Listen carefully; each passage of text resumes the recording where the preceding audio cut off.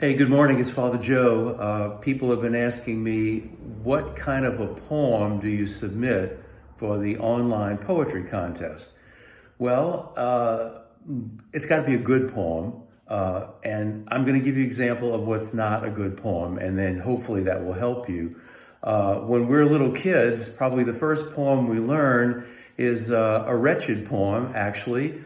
And it's no wonder it scars us for life, and most people don't like poetry at all. But the poem that we learned as little kids, probably the very first one is, roses are red, violets are blue, sugar is sweet, and so are you. Oh, that's pretty basically nauseating, isn't it? And it's filled with all kinds of falsehoods and bad information.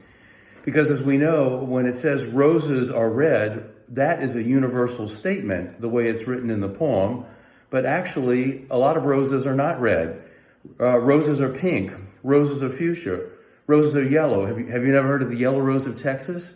And they're beautiful white roses around Christmas time.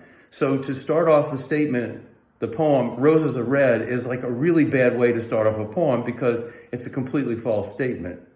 And then it goes downhill from there because the second part of the poem is violets are blue. Well, hello, violets are not blue. Violets are violet.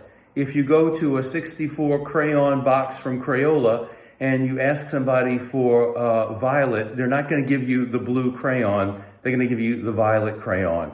Violet is a combination of red and blue. It's true. It's a little bit more red than blue, but it is definitely not blue. So the statement, violets are blue, is a second false statement. So now the poem's really off to a bad start. The third statement is sugar is sweet. Well, refined sugar is sweet, but have you ever tried sugar cane? It's absolutely nasty. It's disgusting. It's not sweet at all. So the poem is not correct. If it said refined sugar is sweet, we could all agree with that. But just plain sugar is wrong. And again, it's erroneous. And the final line of the poem, which is supposed to be the punchline and supposed to make you smile and say, isn't this nice? And which says, and so are you. Well, the truth is, you're not sweet all the time. I'm not sweet all the time.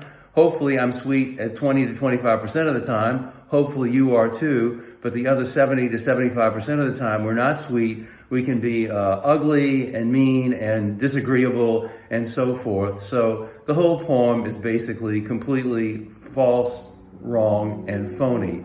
And it's no wonder you can look online and you'll never see anybody given credit for this poem because whoever wrote it is deeply ashamed that they wrote it, and they're never going to come out of hiding, and they're never going to admit that they wrote this.